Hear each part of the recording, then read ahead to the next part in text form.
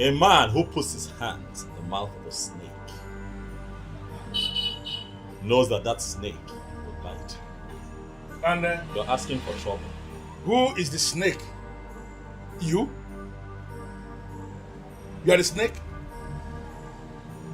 It is very clear to me, Ebube, that no one talks some sense into your head. Ebube, enough is enough. Enough is enough. I have built a very strong network against you in this town. You are terrorizing people and people are tired of you.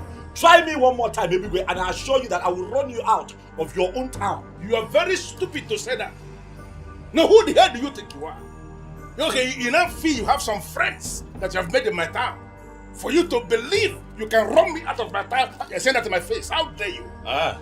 You think I cannot do it? Try. No, Ebube, try me and see.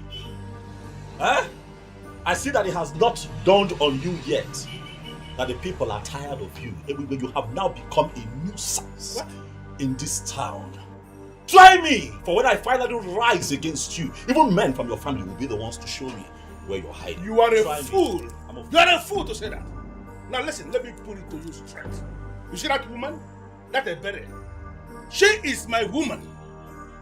She's actually the one that have already decided to make my queen when I become the king of this land.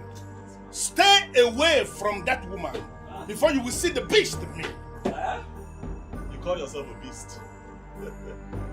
Everywhere, when a drunken fowl has not met the madness of a fox, begins to feel like a god, gloating around until it realizes that its drunkenness is a joke compared. You know where you are? This is Nollywood Pictures TV.